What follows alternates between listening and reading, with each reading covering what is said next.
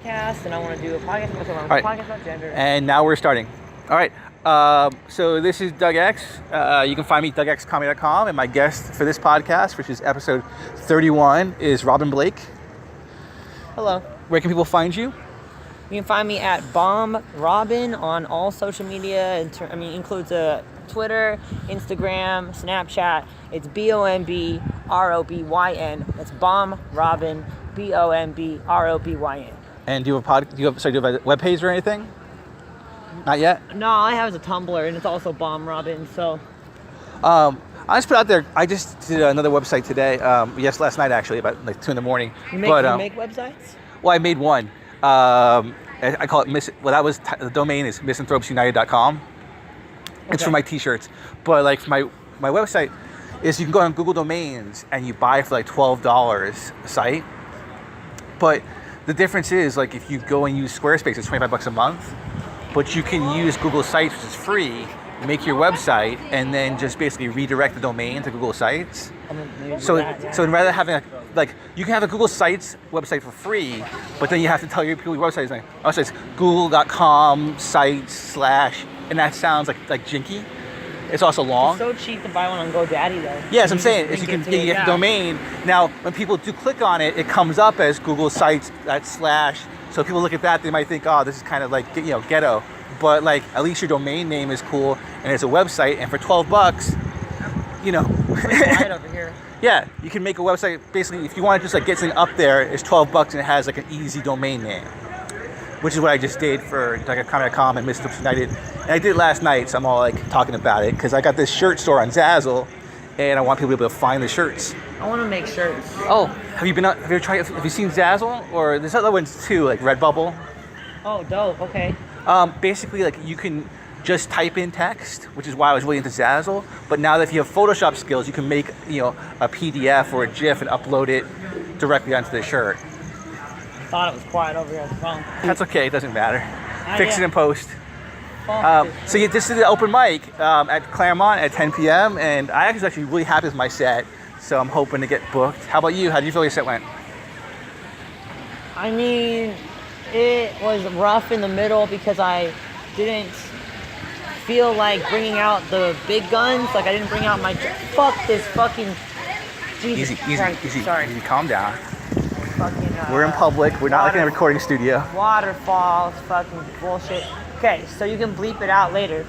Let's see. No, I don't edit these. I felt like my set was strong, but I'm not getting booked from that mic because I've done that mic and I've crushed it every time for like 3 or 4 times. They all know me. They fucking will not book me from that mic. They booked me from another booker who saw me at the Harp Inn, and I accidentally ended opening up for the 2 of the Wayans brothers. Wow, congrats. I mean, it doesn't mean anything because they were like the guests. They were surprise guests. So they showed up and just dropped in and did a set at the end of the show before the headliner. Was that the Flappers in Burbank where I first met you at? Yeah, I got booked on it just out of luck because I complimented a booker by accident. I just said, hey, nice set. Because she was, honestly, I thought she was cute. And I know you never fucking know, So I was like, okay, I'm just going to say hi to this girl. I'll say she had a good set. I didn't even watch her set. But I watched part of it. It was funny. She's cute. She's very funny. I'm not going to name drop. And it's not even like she's a really sweet lady. And anyway, I said hi to her. I said, hey, you had a great set. Really funny. And she said, oh, you know what? I loved your set. She's like, I want you on my all-women's show. So I did an all-women's show with her, and it was such a great experience. I love Flappers Burbank. It's so pretty, and like she did a set on the show too. And we opened for the headliner was she has credits. Everyone on the show except me had TV credits. Yeah, so that was really weird, and it was funny because I learned so much from that experience. Because I met all these women who are all killing it. They're all doing something. They're all getting paid for doing what they love. And they take it very seriously. and then they just are just casually like, oh yeah, so the Wayans brothers are just gonna drop in, and I don't know, they're probably gonna take up most of the time because that's what they do. I'm just fucking stressing out like, oh fuck, what if they show up and they watch my set and it's not funny? What am I gonna do? And it was interesting. It was a very pretty empty. Like there wasn't a lot of people for the show, like in the audience. But I did okay. I made all the ladies laugh on the set, like who were on the show, and that meant more to me than the audience laughing. Was this in the main room or the Yoo-Hoo room? The main room. Yeah. So it was a big deal for me. Yeah. Have you done the Yoo-Hoo room or just the main room? I've only done the Yoo-Hoo room as for an open mic. The late night open mic or? The late night open mic. No, it was a Thursday night. It was a 10:30 Thursday night, 10 o'clock Thursday night. I got lucky. I walked in. I bought a salad. I gave them my ticket, and they just pulled me up like right off the bat. And I was like, whoa, that never happens for me. And then I killed, and it made no sense because like my jokes, it's like the same old jokes I've been telling forever, and they don't ever get that much of a response. People are laughing. They're feeling it. So sometimes you have a good night. Like I've had material I have material that works almost all the time. And then I've done it sometimes, and just nothing, just dead silence. And I'm like, what the fuck? I know this works. I've gotten laughs before. So what's going on here? I don't judge it, yeah. I don't judge my comedy because if you judge your comedy before you even, like, give it a chance, I mean, you're just going to not even make it. And it's funny to me when people talk about making it. Well, I have, like, my bad sets. I have a collection of bombing at YouTube videos. I don't just put the good ones up, I put the bad ones up too, and I'm like, yep, this did not go well. I've got one where I just bombed on the main stage. It was a 10-minute set, and it just did not go well. But yeah, well, that must have been pretty cool. Getting to meet the Wayans brothers. I know. I shook Sean Wayans' hand, and I was nervous, but I was trying to not act nervous, trying to act cool. So I just shook his hand, and I said, that was an amazing set. It was so good. So funny. And I just gave him too many compliments back to back and then sat back down. But he was really cool to me, really nice. He said thank you, and he was very appreciative. And I was going to talk to Keenan, but I just didn't want to I wanted to stop while I was ahead. Yeah, don't fangirl out. Yeah, I mean, and also too, the people I'm worried about meeting is like, I'm afraid if I ever meet Maria Bamford, I'm going to cry. Oh, she's amazing. That's why I can't even talk about her without crying sometimes. All right. Well, I don't want you crying on the podcast. So, hey there, Awesome Sauce. Hi. Can we get an autograph? With whom? With you. Why? It's We're like not famous. Just for fun. Yeah, scavenger hunt. Got you. Yes. Okay. And Did you already get someone else? Huh? No one has come to us yet. I'm actually a comedian, so maybe she might be famous someday. I'm gonna take this seriously. Yeah. Have fun. Did you take a picture? Oh, you got the picture already? Yeah. Dude, you guys have fun. Thank you. Kill it. Wait, what's the next thing? Go kick their asses. We get free Starbucks. Oh, yeah, do it. There was a digital scavenger hunt while we're doing a podcast. I feel like that's super self-referential. Gold. I don't know. It just feels like it might be garbage. Like they took a picture on their cell phone while we're recording a podcast on my cell phone. I don't know. I feel like the two mirrors gazing to infinity. I'm just happy I got to say Ray Charchet in my set and it went over well. What did you say again? Ray Charchet. Race? Ray Charchet. Recharche. Are we going to keep walking? Yeah. Oh, okay. Race? What does that mean? It means like esoteric, obscure. Fuck. You're using smart words, yeah. Yeah, that's one of the things I do. I like a lot of... I only use big words in my rap. Because no one cares and not all listening anyway. That's how I feel about my set. I use a lot of like old timey words in my rap because I run out of words. So it's like when I'm freestyling, I'm trying to reach for a word. Sometimes I'll pull out something like really archaic and like old English because it's just the first thing that comes to my, like I said, I was doing a diss rap and then I said the word maze and no one uses that word. No, that's pretty obscure. Yeah. Super like medieval bullshit. Yeah. Just swing left here. We're about 8.5 minutes in, so another 8 minutes or so, and then you can not have to walk anymore. Oh, okay. Sounds good to me. I don't know how much you walk around. I know you're into fitness.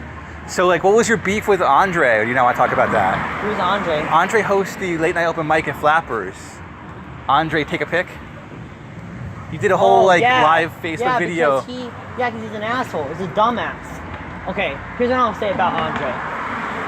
okay, he's not a dumbass, but he definitely has body dysmorphia, and he's not coping with it the right way. Instead of being funny, he writes these dumbass posts about making fun of people because they don't look on point, and it's like bull fucking shit. What the fuck is on point, you little bitch? Now, have you I'm met sorry. him, or is this all just digital? If I meet him, I don't know what to say to him, but I'm mad at him because I have body dysmorphia. You don't go, listen is what he posted. He said, I don't know how all these people be going to the beach, not looking on point. And I'm like, and he said it's way worse. It's very specific what he said, that with their bodies not looking on point.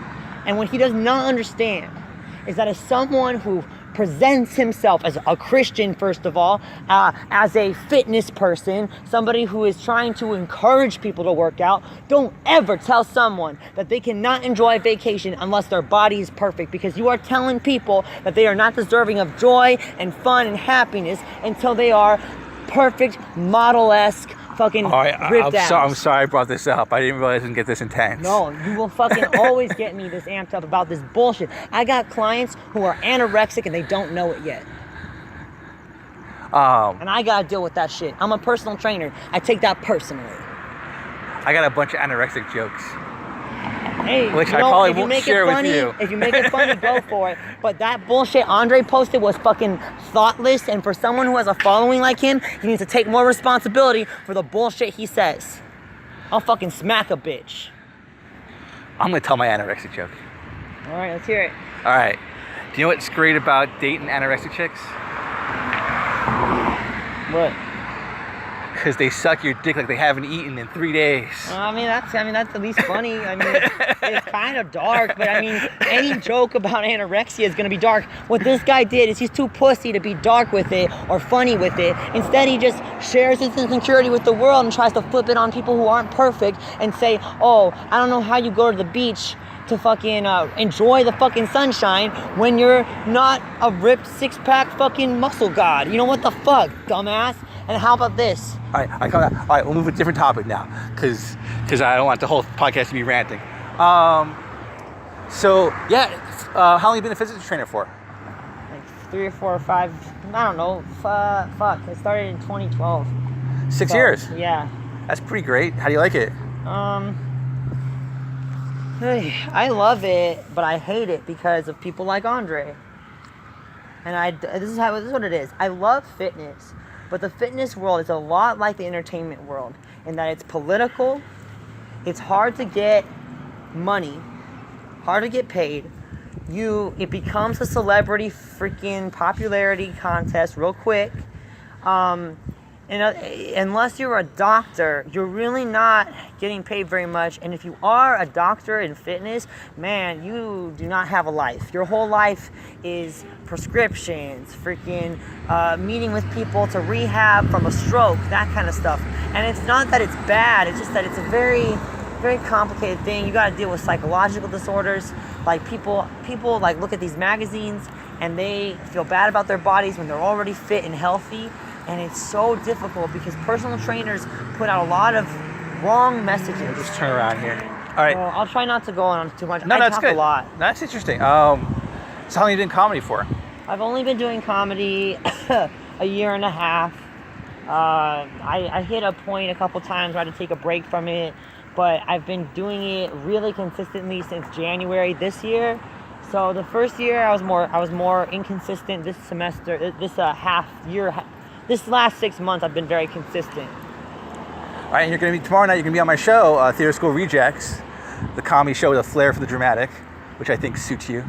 I am a theater school reject, literally. And you're very dramatic. Yeah, I was a theater nerd, and I never got You never got the role when you auditioned. I never got any roles. Like they would just give me 2 line. That's what happened to me. That's why the Theater School Rejects. I was a theater major, and you had to have like 2 performance credits every year to graduate, and I never had any performance credits because I don't have leading man looks, and I wasn't interested in like 3 months of rehearsals to do 2 lines. Yeah, they treat it like Hollywood, and it doesn't make sense. Like, this is college. No one's getting paid. This isn't any good. But no. anyway, I felt like a Theater School Reject, so that's why I called this. Well, now though, I have a lot more confidence, and I told, I feel like now I get that acting is just something you have to really. It takes a lot of training. You don't want to overcomplicate it. So I'm gonna get into acting just because I enjoy it, and it could be a way to get into it, but just for fun more. I want to get into commercials. I want to do commercials. Okay, well that's 15 minutes. So do you have any last things for our fives of listeners? From the YouTube counts, I have about fives of listeners, like 25 listeners. My bark. I'm Robin Blake. My bark is not as bad as my bite. So you guys need to get used to my personality. Look, how about this? Let me explain something. Just pithy. One thing to leave our audience with. On a morally uplifting quote. All right. Okay. Most jokes are funny because they're true, but not all true things are funny. See, true things are funny to me in most contexts, not to other people. And you can find me at DuckDucksComedy.com, and you can find Robin at Bomb Robin, BOMBROBYN. On Twitter and Instagram. Twitter, Instagram, Snapchat, and Tumblr. All the bases covered. All right, that's been another episode of Theater School Rejects. Hope you enjoy this. Tell your friends. And we're trying to get from fives of listeners to tens of listeners. So that's the goal. That's the dream. Have a good one. True.